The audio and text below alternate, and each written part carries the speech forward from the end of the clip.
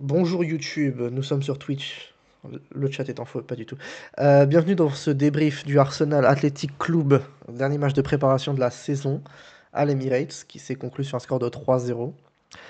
On va faire un petit débrief. Théo est là, bonjour. Salut, salut. Euh, J'ai pas d'inspiration. Non, ne t'inquiète, hein. On est tellement bon, on est tellement préparé, on est tellement enjoué à la suite de ces résultats qu'on a même sorti le tactical board, c'est magnifique. Donc voilà, petit débrief. Je vais commencer par sortir le 11 de départ. Magnifique, ici. Qui est le 11 de départ on s'attendait à avoir un 11 qui allait ressembler au 11 qui allait débarrer la saison de Première Ligue.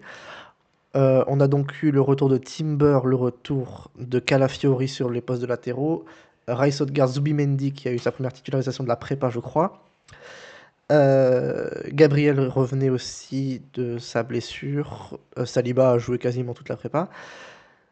Et devant Saka, Martinelli et Gyökeres qui a enchaîné sa deuxième titularisation. Euh, voilà, la saison de Première Ligue démarre dimanche prochain. C'est magnifique. Et Arsenal, du coup, a remporté ce match 3-0. Un match globalement bien maîtrisé, bien serein, bien, bien enthousiasmant. Tactiquement, c'était super. Il y a eu plein de jolis trucs. Euh, En termes de changement, Madueke a joué la deuxième mi-temps à la place de Martinelli à gauche, du coup. Ce qui était intéressant. Il y a eu des changements au niveau des latéraux pour que Calafiori et Timber reprennent le rythme petit à petit. Kai Havertz est entré en pointe aussi. Euh, et puis voilà, on va pouvoir parler un peu de tactique, de ce qui s'est passé. Théo peut... le pseudo magnifique. Euh, tu- on peut ajuster. Attends, il y a plein de trucs à dire. Ce qui va être un peu chiant, ça va enfin pas chiant. Ce qui va être tendu, ça va être de structurer un peu le bordel. Mais on va faire de notre mieux. C'est ça. Euh, Ce qu'on peut déjà, ce que je vais te lancer, je vais te lancer sur un truc. Je vais être un bon présentateur. Vas-y, En vas-y. fait, ce qu'on a vu, c'est que j'ai mis le 11 qui ressemble classiquement à ça. Sauf que Mhm, si on regarde, je pense, les positions moyennes que j'ai pas trouvé, mais ça ressemblait un chouille plus à un truc comme ça. mhm. Et Ouais. ce qui était un truc qu'on s'attendait un peu à voir avec Zubimendi, de revoir Rice, mais ça a quand même, ce petit changement a quand même mené à des trucs très stylés. Ouais, 100%. Il y a eu, en fait, tous les fondamentaux, enfin, les changements fondamentaux qu'on a vus sur les premières mi-temps de chaque match amical. On a fait plusieurs débriefs à la suite de tout ça, donc sur YouTube, c'est disponible aussi. Euh, Effectivement, on retrouve en fait les pièces du puzzle et on arrive à reconstituer tout ça avec classiquement plutôt un double pivot, Rice Zubimendi comme ça, qui je trouve plateforme le mieux Rice dans ce qu'il sait faire de mieux, c'est-à-dire bon des projections, mais on n'en a pas beaucoup vu, surtout des couvertures de balles assez folles. Ce qui du coup a permis non plus d'avoir ça en possession comme on a eu contre Tottenham par exemple, qui était un peu l'exception, plutôt ça. Et c'est super, parce que Martinelli était vraiment dans le cœur du jeu. Au début, j'ai eu peur qu'il soit un peu trop bloqué dans le cœur du jeu à être marqué, etc. Mais s'en est bien sorti. Et puis Calafiori était un peu comme ça aussi, assez haut, comme si on reprenait un petit peu ce qu'était Xhaka en milieu de terrain, qui s'excentre et du coup Martinelli rentre intérieur. Enfin, on avait un switch de position qui était chouette, qui a bien marché. Donc ça marchait bien comme ça. Et puis Odegaard, bien libre et tout, en 10 comme ça. Alors 10 excentré, hein, c'était comme on a l'habitude de le voir, mais on va dire que plutôt en construction du jeu, on était sur un Odegaard, c'était quand même assez bas, un peu comme ça. Et puis donc 4-3 classique. Et puis quand on avait le ballon un peu plus haut, on était plutôt effectivement comme ça. Et puis Odegaard était dans ce dans ce système de jeu là. Comme dit Jimmy, effectivement, c'est le fameux 3-3-1 de Bielsa. Et ben mine de rien, c'est marrant que tu dises ça parce que point d'exclamation artilleur, Artilleur le podcast sur Spotify et toutes les plateformes, ils ont parlé de Gabriel Heinze Et il se trouve que Heinze a été largement nourri de l'école Bielsa et de ses disciples. Et ça peut être un impact déjà un petit peu, une influence des idées d'Heinze par rapport à notre système. Donc classiquement non, en termes de nouveautés et tout, basiquement on était un petit peu sur un genre de truc comme ça, et ça a permis de couvrir toutes les zones et d'être vraiment très fluide dans la remontée de balles et dans la construction, quoi. Et un truc aussi qu'on a beaucoup vu et qui a fait très très plaisir, c'est qu'il y a eu beaucoup de possessions à gauche qui ont mené à des giga transversales de bâtard pour Saka, qui était en 1 contre 1 contre le latéral adverse. Il y en a eu 2-3 en première mi-temps, peut-être 3-4. Et le latéral a souffert. Ouais. Le latéral, vraiment, il s'est tapé Saka. Parce que déjà, les contrôles de Saka sur les transversales étaient super. Et après, il s'est tapé 2-3 duels où le pauvre, il se faisait prendre de vitesse et tout. Saka, il passait et après, il s'entrait en retrait. Bah, la première occasion de Gyökeres vient de là. C'est un Ouais, contre 1 c'est que ça. Saka passe et centre en retrait et Gyökeres top un peu sa frappe. Mais, euh, mais on a vu que Saka en 1 contre 1, c'est le monsieur est quelqu'un. Le monsieur est quelqu'un. Et puis même, en vrai, en fait, comme on en parle, ça fait... euh, ça donne l'impression d'une équipe qui est très tournée vers l'avant, euh, mais qu'est-ce que je veux dire? Oui, mais le fait c'est que, mais même en ayant eu beaucoup de joueurs qui sont montés plus haut que ce qui était prévu, on n'a pas subi grand-chose, hein. Ouais. Il y avait Nico Williams en face, il a pas fait grand-chose. Timber en 1 contre 1, Timber en contre 1, c'est quelqu'un. Saliba Gabriel dans les duels contre les attaquants adverses, bon, il perd pas grand-chose. Et même Rice et Zubimendi, euh, ils ont une activité défensive qui est assez comment dire, discrète. C'est pas des Mm. giga retours, mais enfin, à part Rice à la toute fin du match. Mais juste là aussi, c'était déjà super. Euh, Mélo, tu parles de bien ce côté court à gauche et long à droite. Bah, en fait, le truc, c'est que sur certaines phases, c'était aussi long à droite. Odegaard, Timber, Saka, ils ont toujours leur phase de combinaison et de création de décalage, tout ça. Mais le truc, c'est qu'avoir aussi la possibilité de faire ça, de pouvoir le faire des deux côtés, puisque le faire à droite, ça aussi, ça crée des espaces pour Martinelli qui peut le partir en profondeur.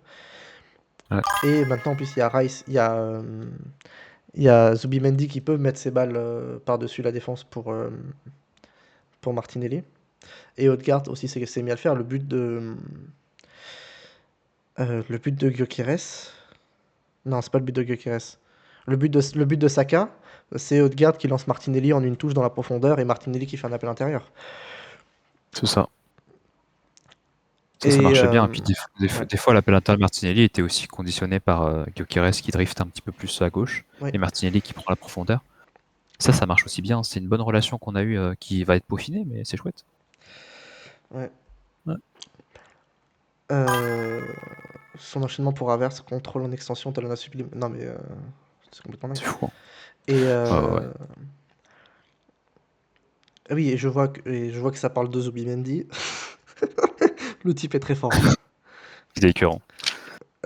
Zubimendi, c'est en fait c'est très bête de dire ça comme ça, mais le fait qu'il soit voulu par tous les clubs d'Europe pour être leur 6, ça sort pas de nulle part, quoi.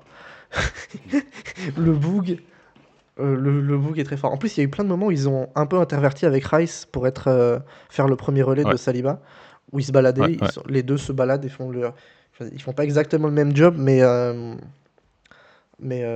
ils ont tous les deux la qualité technique pour être la première relance et intervertir. Et Zubimendi, quand il décide de faire des passes un peu plus compliquées que juste orienter le jeu, c'est quand même, c'est quand même assez extraordinaire ce qu'il a proposé. Et c'était son premier match en tant que titulaire. Aussi. Ce qui était chouette avec Zubimendi, c'est que en plus, à la première relance aussi, il avait, il faisait parfois ça. Il venait quasiment en premier relanceur. Alors soit c'est Zubimendi qui se mettait dans la défense centrale, soit c'est Raya comme d'habitude, hein. Mais Zubimendi faisait ça souvent aussi. Et ce qu'on a vu quelques fois en première mi-temps, mais assez rarement, mais qu'on a revu en deuxième avec l'entrée de Mosquera, axe gauche à la place de Gabriel ici, c'est qu'en fait Zubimendi venait central et Timber parfois montait assez haut, ce qui faisait des fois un petit peu un Saka ou de garde Timber comme ça, un peu en diagonale comme ça. Et Saliba venait latéral droit et Zubimendi ici. ou Rice, peu importe. Et on avait vraiment un Saliba latéral droit qui appuyait vraiment ce côté droit-là et apportait une surconcentration, non pas tant une surconcentration sur la ligne de défense adverse, qui là pour le coup des fois nous faisait défaut la saison passée, où on avait trop de joueurs par rapport à le côté opposé du terrain. Mais par contre, être un appui et un relais, pour soit qu'on recycle, soit aussi que si jamais on est en perte de balle, on n'ait pas un problème de sous-nombre sur le côté gauche. Et c'est pas inintéressant aussi à voir ça. Voilà, peut-être qu'on reverra ça plus souvent dans la saison, mais en tout cas, c'était une bonne chose à voir, je trouve, à retenir. Dans le chat, Melo qui dit, d'ailleurs, je sais pas si c'est parce qu'il est plus responsable ou parce qu'il ose plus, mais je trouve Saliba propose beaucoup plus balle au pied offensivement. Je suis un peu d'accord, et je pense qu'il y a un truc de, comment dire, tu sais que les gens autour assurent, tu vois. Ouais. Tu vois, parce que quand t'es central, t'oses pas dire enfin, comment dire, quand t'es central, tu sais que t'as pas le droit de perdre la balle, et du coup, t'oses pas si tu sais que ça peut pas couvrir derrière. Là, le fait que littéralement les quatre gars autour de lui, Gabriel Rice, Zubimendi et Timber, ça assure, bon, ça doit mettre en confiance. Après, la question, c'est combien de. Combien de. Genre, le back 4 là, c'était super. La question qui va se poser, c'est combien de matchs ils vont pouvoir jouer tous les quatre ensemble. Espérons que C'est ce soit ça. plus que la saison dernière, où ça devait être une ou deux fois. Euh, Jimmy qui dit ça reste qu'un match de pré-saison, on va éviter de s'emballer, mais j'avoue avoir été plutôt agréablement surpris par le genre d'une touche de Gyökeres aujourd'hui. Oui. Et surtout, en plus du jeu en première, en une touche, il y a aussi un truc de puissance pour garder la balle qui a été. Genre, quand il faisait ses appels à gauche, euh, quand il récupérait le ballon là, il a été assez fort pour garder le ballon et essayer de se retourner ou pour partir en contre tout seul. Et ça, c'est pas surprenant vu ce qu'il faisait au Sporting où il était littéralement bon. On te la donne en profondeur et après tu essaies de la garder jusqu'à ce qu'on trouve comment construire l'attaque, quoi. Mais c'était rassurant. C'était rassurant. Ouais, rassurant. 2-3 imprécisions techniques parfois Oui. sur la surface du pied touché, quoi. Mais Mhm. c'est pas grave, ça va se travailler, je pense. Enfin, j'espère, parce qu'il était quand même pas mal sous pression et tout. Mhm. Et puis les relations aussi avec les coéquipiers vont se travailler aussi. Donc en vrai, je me fais pas de soucis. Moi, ce qui m'intéresse vraiment, c'est en une touche sur Martinelli ou sur Odegaard. Et puis les permutations entre Martinelli et Gyökeres sur le côté gauche. Ça c'est à suivre en vrai parce que c'est chouette. Ça va débloquer Martinelli aussi, je pense. Donc c'est vraiment cool. Et puis sur Gyökeres, il va y avoir un bilan un peu bête et méchant qui est que, bon, grossièrement, hein, s'il marque, c'est un bon match. Et c'est vrai. Et ce soir, et cet après-midi, il a eu trois occasions. Il y a la première où il top sa frappe et elle est pas la frappe est pas super. Le deuxième, c'est une tête où il y a but. Et le troisième, c'est une tête où le gardien fait un arrêt miraculeux. Ouais. Donc bon, il a eu trois occasions euh, dans trois situations différentes parce que la deuxième tête, la première tête vient d'un coup de pied arrêté. La deuxième, c'est Madueke qui est trouvé un peu tout seul. Et bon, ça a été pas mal, quoi. Robin qui nous dit vu sur Twitter, des gens trouvaient le match d'Odegaard pas suffisant, presque naze. Vous en pensez quoi? Ah, non, Odegaard, c'était Pas du tout super. Non, d'accord. en vrai, c'était premier Pas degré, du tout d'accord. c'était très très bien. En plus, il a fait des trucs, genre bah, la passe D pour, enfin la pré-passe D parce que quand c'est Martinelli qui la donne à Saka, c'est un truc que typiquement les gens reprochent à Odegaard de pas faire, qui est de Mm. ne pas lancer les mecs en profondeur, pas jouer en une touche. Là, il a vraiment fait la passe parfaite premier, genre en profondeur pour le mec, enfin pour Martinelli. Non, et puis dans toute la création, la conservation du ballon, la gestion du tempo. Non, c'est un super match, Odegaard. Et la passe Bah, D. Attends, quelle passe D? ouais, Quelle passe D tu c'est parles? ouais, c'est la passe D du deuxième but, c'est ça, non? Maintenant, le deuxième but, c'est Martinelli qui l'a donné à Saka. C'est Martinelli? Euh... Attends, c'est quoi le troisième but? Ah, c'est le troisième but pour Havertz, peut-être? Non, c'est Saka. C'est Saka qui le Mais donne. il est fou. Je Ou pense que le Robin, quatrième? Robin est juste fou. Il n'y a pas eu de quatrième but. C'est toi qui es fou, là. Pas eu de quatrième but. Tout le monde est fou. Ah. Oui, il n'y a pas eu de quatrième but. Attends. Non, Gyökeres a Ouais, 102 mais Zubimendi. Non, c'est Robin qui est complètement fou. Euh, Non, non, il est super et puis il est décisif partout en fait. Première phase, il apporte toujours cette dimension à première phase assez bas et tout. Où c'est un joueur supplémentaire contre le pressing. Mm. Donc ça déjà c'est bien. Il a un bon link-up, on le sait avec Zubimendi, avec Rice, avec Timber, Saliba, etc. Pour conserver le ballon et le faire tourner, on n'est plus forcément dépendant de lui pour apporter le tempo, apporter de la variété. On l'a vu en première mi-temps avec Calafiori, c'est souvent Calafiori qui a l'initiative sur le côté gauche, voire Gabriel. Et ça peut être aussi Kivior si Kivior joue. Mais on n'est pas dépendant de lui pour le changement de tempo, pour la gestion du match et pour de la créativité individuelle, on va dire. Ça c'est bien aussi. Puis Zubimendi, j'ai oublié Zubimendi, pardon, sur ça. Ça c'est bien. En troisième phase, il est là pour faire circuler le ballon. Il apporte, soit il est excentré comme ça et il a fait plusieurs passes en interligne vers Saka qui ont bien marché. Il manque peut-être, alors il manque de tir sur ce match, Mhm. mais c'est pas grave parce qu'il a beaucoup tenté sur les derniers matchs et il se cherche aussi sur ça. C'est comme Martinelli, les deux se cherchent sur la réussite offensive, mais c'est pas grave parce que ça va venir. Il faut continuer à chercher. Ça va forcément tomber entre leurs mains. Ils ont de la qualité sur ça. Et puis en dernière passe, en termes de centre, c'est très bon, que ce soit sur la droite, il a été parfois un petit peu sur la gauche. Il y a un relais à gauche entre, je sais plus si c'est Martinelli ou Calafiori, l'un des deux, et Odegaard qui était dans le demi-espace gauche, qui fait un centre, peut-être d'un suite d'un corner, je sais plus. Non, il est super, il cherche la dernière passe. Tu sens que, comme le dit Melo, il se meut en meneur de jeu libre et il se meut aussi un petit peu en joueur de dernière passe, comme Kevin De Bruyne l'était à City. Alors peut-être pas qu'on aura la même réussite ou la même qualité, mais en tout cas, c'est encourageant d'avoir ce genre de choses-là. Et puis aussi, comme tu l'as dit, il est plus direct aussi, il est plus vertical.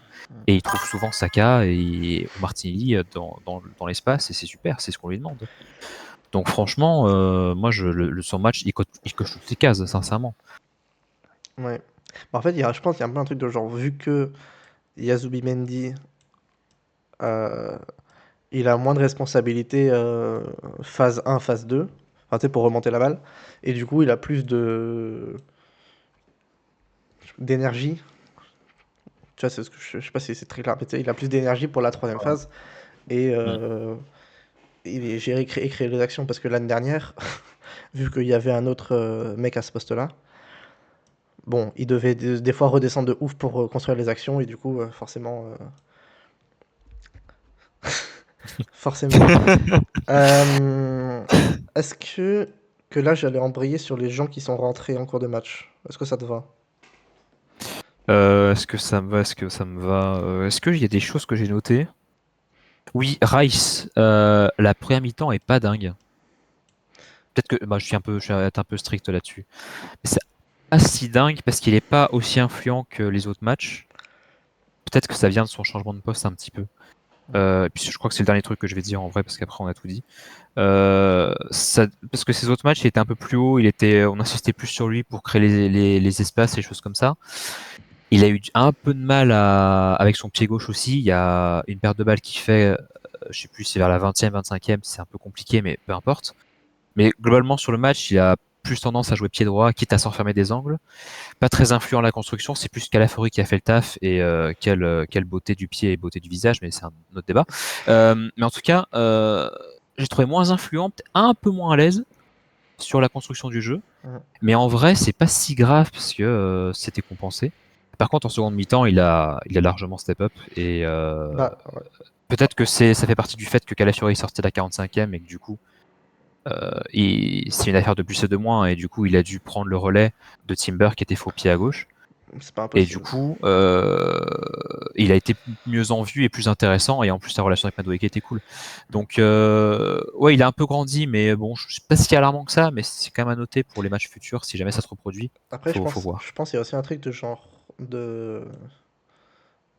Bah, genre, en deuxième mi-temps, c'était plus enfin, le jeu était plus ouvert qu'en première, qu'avant l'ouverture du score, quoi. Et comment dire, il a quand même, même s'il a tout plein de qualités, il a pas la qualité, la finesse de Zubimendi Odegaard. Du coup, tu sais, quand c'est des petits espaces, quand c'est tout construit, c'est pas son game. Mais par contre, dès qu'il y a de l'espace et qu'il peut courir et faire des trucs, là, bon, Ouais, tu vois, 100%. Ouais. tu sais, c'est un mec de, je sais pas comment dire, c'est un mec de volume. Tu sais, Ouais. il faut courir, il faut qu'il y ait de la place. Et quand il y a de la place, il est super. Et en vrai, moi, juste pour le corner qui chie à la 85e, quand il rate son corner, il la donne, et qu'après il tape le sprint de sa vie pour aller récupérer la balle, et qu'il lève le bras pour s'excuser avant de reprendre son souffle, ça m'a explosé. Ça m'a complètement explosé. Euh, Et Calafiori, oui, Calafiori fait une mi-temps exceptionnelle. Ouais, ouais, ouais. Comme ça, ouais, on peut faire Calafiori, comme ça, après on pourra embrayer sur les remplaçants. Qu'est-ce que je... Voilà, le niveau de présentation. Calafiori, c'était super. Il a alterné entre des rentrements antérieurs, ça veut rien dire, des incursions intérieures et des gros dédoublements de bâtard, quand Martinelli repiquait. Et le fait qu'il puisse Ouais. faire les deux, déjà, c'est super. Athlétiquement, c'est un peu dingue aussi, le rapport vitesse-puissance. Il y a toujours l'erreur de... Enfin, il y a quand même, il y a toujours un peu d'imprécision, il y a des... Enfin, pas de l'imprécision, mais des passes un poil trop risquées. Mais globalement, oui, le joueur est quand même... Le joueur est... Enfin, le profil du joueur est un peu dingue. Ouais. D'avoir un mec qui est un central de formation qui soit aussi athlétiquement fort et techniquement au point, c'est quand même... Après, oui, il faut espérer qu'il se pète pas, quoi. C'est un peu le problème. Mais s'il reste fit, s'il reste fit, c'est déjà super. Et au pire, s'il reste pas fit, il servira à vendre des maillots, c'est pas grave. Non, puis mine de rien, ils sont pas beaucoup joués ensemble, Martinelli et Calafiori la saison dernière, hein. Non, c'est vrai. Donc en vrai, les fondamentaux, enfin les choses qui nous ont montré pardon, sur cette première période, parce qu'après Arteta il change le côté gauche entier, donc Ouais. mais bah, c'est super, c'est très très bon quoi. Donc enfin en tout cas sur la première mi-temps, il débloque littéralement tous nos problèmes sur le côté gauche ou presque qu'on a eu la saison dernière et en 2023-2024. Mhm. Donc c'est génial. C'est pas forcément lié à Rice ou pas ou quoi, mais c'est Calafiori, il a des qualités que personne n'a dans l'effectif et qui se matérialisent aujourd'hui. Donc, comme tu as dit, il faut pas qu'il se pète, mais c'est super, quoi. Il n'y a aucun souci, quoi. Ouais. Du coup, en deuxième mi-temps, il a été remplacé par Ben White et Timber jouent à gauche. À la mi-temps, c'était aussi. Oui, à la mi-temps, du coup, Madueke a remplacé Martinelli. Et Ça. après, Mosquera a remplacé Gabriel. Et Havertz a remplacé Gyökeres. C'est les seuls changements qui ont été faits. Ah non, il y a Merino et Nwaneri, ils sont rentrés, mais ils n'ont pas eu le temps de faire grand-chose. Et Ouais. Lewis Kelly aussi. Mais du coup, pour parler de surtout les trois,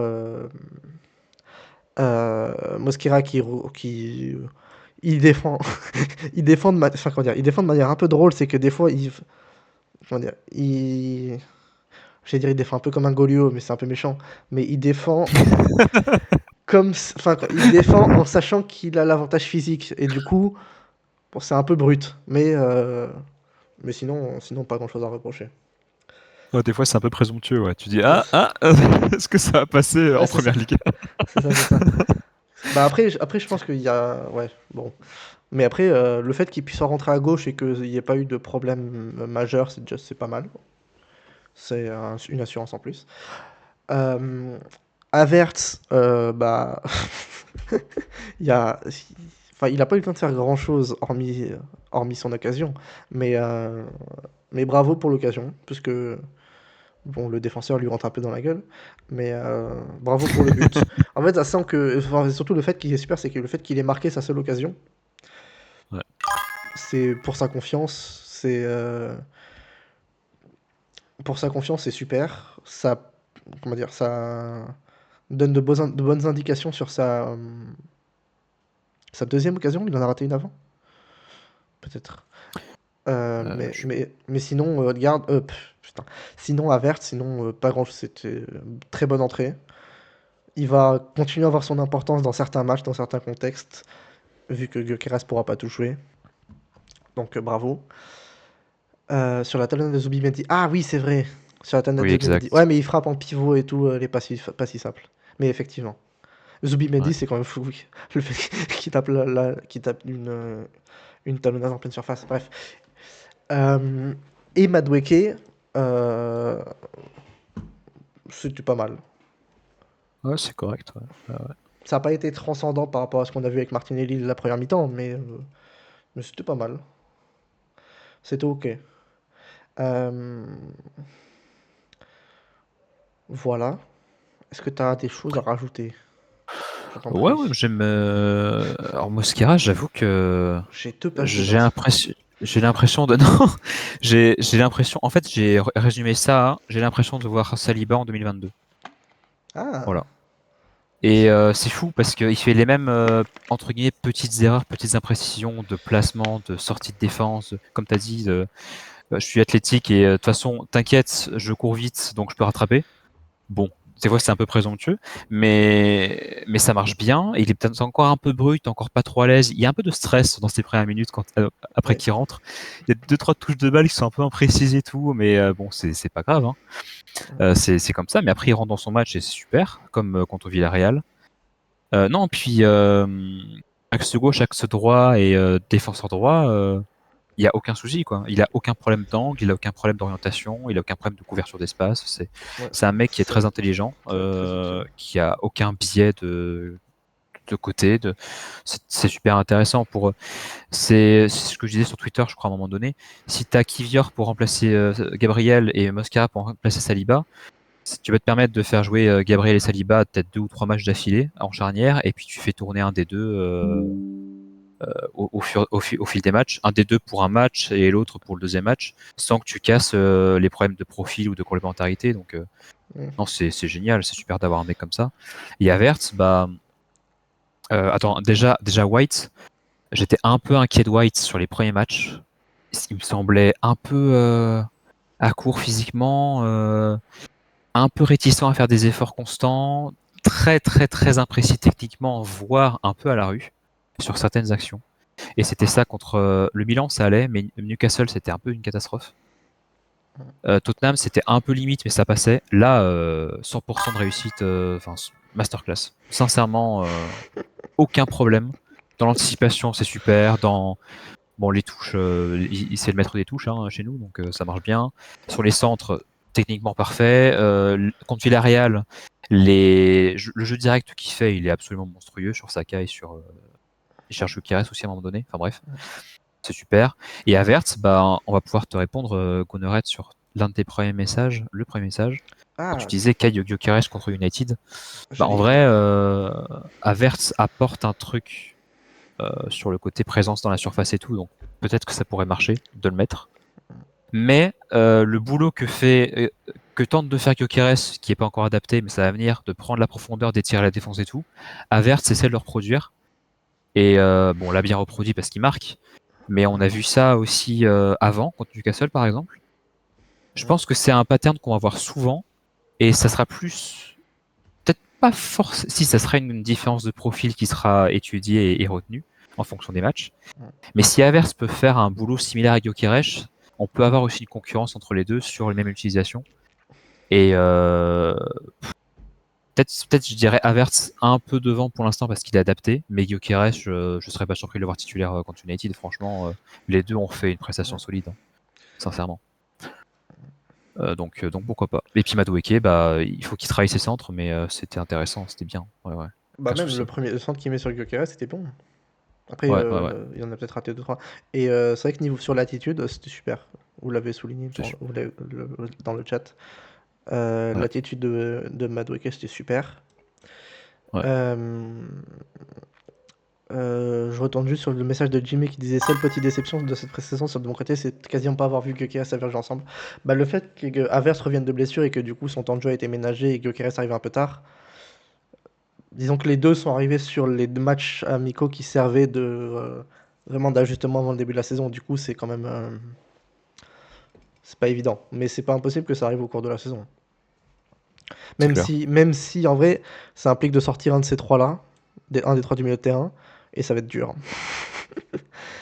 Là, les Ça va être trois, très parce dur. que les trois, je pense que dans la tête d'Arteta et ça ferait sens, mais les trois joueront le maximum des matchs qu'ils peuvent jouer physiquement. Le luxe, c'est quand même de se poser la question entre Kai et Gyökeres, mais Dieu merci, depuis le temps qu'on a fait. Bah, C'est clair. c'était pas arrivé depuis la casette et Nketiah, qu'on hésitait entre deux buteurs. Parce que C'est sinon, vrai. Il y a un moment où les sinon, deux étaient un peu pareils. Ouais. Ouais. sinon c'était que Jesus ou que Havertz parce que à cause des blessures. Ouais, sinon Euh, ça remonte, hein. ouais. Purée, parce que fut un temps, on était entre Giroud et Lucas Perez. Après, il y a eu Giroud Lacazette sur la le premier semestre, avant que Giroud parte. C'est vrai. Arteta a dit à Vers que peuvent jouer ensemble en conférence de presse maintenant. Oui, c'est pas étonnant qu'ils le disent. Mais, Ouais. mais le truc, c'est que en fait, il y a un monde où ça arrive, mais c'est un monde où Odegaard est blessé. Parce que même si des gens sur Twitter disent qu'Odegaard est une fraude, c'est le capitaine de cette équipe, faut respecter. Et le capitaine Puis mine de sortira. rien, Ouais, pardon, excuse-moi. Non, je disais, le capitaine sortira pas de l'équipe à moins d'être problématique. On peut reposer, il faut de la profondeur. Oui, non, mais bien sûr, mais ça pourra arriver sur des matchs. Mais je parle sur la moyenne de l'enchaînement des matchs de Première Ligue. Le taf qu'il fait en pressing pour aider aussi Gyökeres, Odegaard, ça reste essentiel, quoi. Puis Odegaard, en pressing, il a pas arrêté du match et 2-3 fois, il a mis le gardien ou un défenseur en difficulté, Ouais. voire à récupérer le ballon. Ouais. Donc on voit qu'il reste absolument essentiel. Il y a peut-être une rotation qu'on pourrait voir entre Zubimendi et Norgard, qui n'est pas rentré dans ce match d'ailleurs. J'étais Non. assez étonné. Même Kivior. Mais pour des matchs un peu plus gros, on a besoin de plus de sécurité défensive, moins besoin aussi de grosses fluidités énervées comme on a vu en première mi-temps. Ouais. Il y a un monde où Norgard rentre, donc pourquoi pas faire pareil pour Odegaard avec Havertz si on a besoin vraiment d'un turbo 4-2-3, 4-4-2 parce que c'est possible aussi, hein, par Oui, exemple contre Newcastle, ça peut se faire. Hein. toujours. À voir. Ouais. Et du coup, Tout à fait, tout à fait. sinon jouer à 12. Ouais, jouer à Sinon, on joue 12. à 12, hein, je pense que ça passe. Hein. Est-ce que t'as encore noté des choses sur le match où je peux passer à ma question de conclusion? Lewis Kelly, Ah, vas-y. que j'ai bien aimé. J'ai pas. Parce que lui, il est rentré en même temps que Moscara, c'était vers la 60e, 65e, je crois. 64e, ouais. Ouais, bah Ouais. écoute, c'était bien, c'était sérieux, peut-être un peu trop agressif, mais c'est ok. Ça fait partie de sa personnalité, je pense qu'on le connaît maintenant. Qui a essayé Ouais. alors qui était moins latéral intérieur, donc on est resté sur un double pivot, Ouais. plus vers l'extérieur, plus à soutenir Madueke. Peut-être que j'attendais un peu plus de boulot à la Timber, à dédoubler parfois, comme il l'a fait, le néerlandais, mais c'est pas grave. Je trouve qu'en termes de conservation du ballon, c'était encore une fois top. Peut-être un peu plus à l'aise que contre Villarreal, Mm. voire contre Tottenham. Et c'est bien en fait. On se disait peut-être que MLS était un peu course de ce qu'on avait vu sur la préparation, à la fois physiquement et à la fois en termes de confiance. Là, il a montré qu'il était prêt pour la saison et qu'il y Oui. aurait une concu avec Calafiori sans aucun doute, quoi. Mm. Et c'est bien aussi. C'est très bien. Ma question de conclusion? Que là, ça fait 32 minutes. Oh putain. Oh putain. Ok. Mais là, s'il devrait plus sourire, rigoler sur le terrain, là, qui m'arrête. Comme ça, on manque. Ouais, il faudrait qu'il fasse ça. Mais, euh, mais il joue pour le mauvais club. Pour être considéré comme sympa. Alors, ma question de conclusion, c'est que tu vois sur le tactical board que, que j'ai disposé certains joueurs et leurs concurrents. Ma question de conclusion, c'est le 11 la semaine prochaine.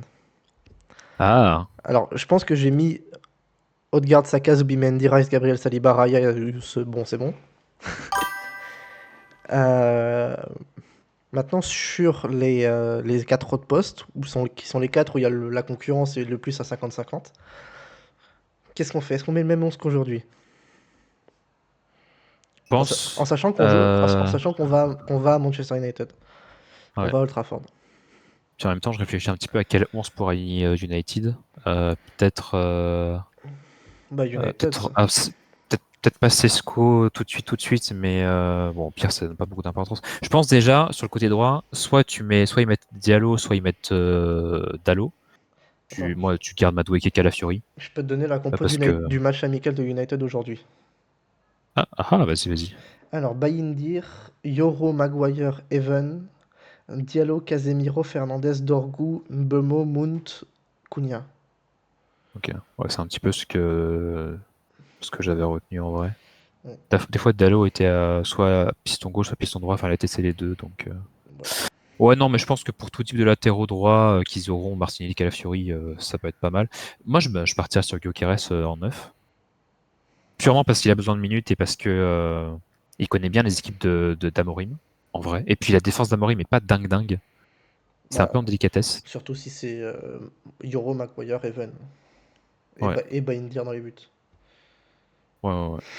En vrai, je pars sur le même monstre qu'aujourd'hui, hein, je suis d'accord avec toi, Mélo. Ça ferait sens. Non, en vrai, moi je suis d'accord aussi. Mais Ouais, ouais, ça- franchement. et pour juste pour vous donner l'info, ils ont fait un partout. Ils ont pas gagné. T'es contre qui, pardon? La Fio. La Fiorentina? Ah ouais, je suis Ouais. chaud. Est-ce que. Ah, j'ai des stats. Alors, ils ont eu 61% de possession, 14 tirs à 10, 5 tirs cadrés à 1. Ah, Evan s'est Ça, encore blessé. Voilà, pauvre. ça a Dominax, mais pas tant. Ouais. Ouais, peut-être. J'hésite. En vrai, j'hésite. Alors attends. Le milieu, c'est Casemiro et Et Mainu. Non, Casemiro Fernandez. Et Ugarte Fernandez. l'entrée. Ok. Parce qu'il a fait jouer aussi des fois Après, Casemiro, Mainu. après peut-être qu'il mettra Fernandez en faux neuf et Casemiro Ugarte ou Casemiro Maino. Peut-être, ouais. Parce que je me dis, en fait, quel est aussi peut-être le Peut-être meilleur qu'il foutra ses 3 en 6. pointe, hein. Bah, en fait, je pense que Peut-être qu'il il... faut pas. Mais je pense que ce sera je pense que ce sera Casemiro Fernandez pour être honnête, hein. Ouais.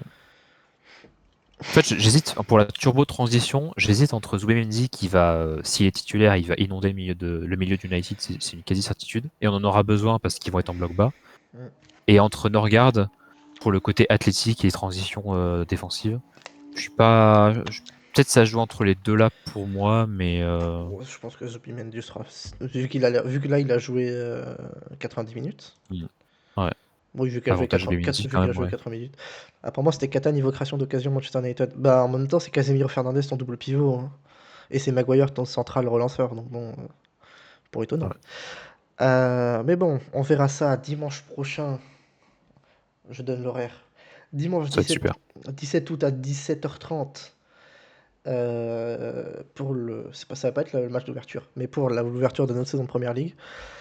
Euh, je vais pouvoir conclure cette partie YouTube. Merci à tous. Les pouces bleus, abonnez-vous, venez sur Twitter, venez sur Twitch, c'est super. Euh, Peut-être qu'on fera des débriefs de match sur ce format, j'en sais rien. Mais bon mois d'août à vous et à la prochaine.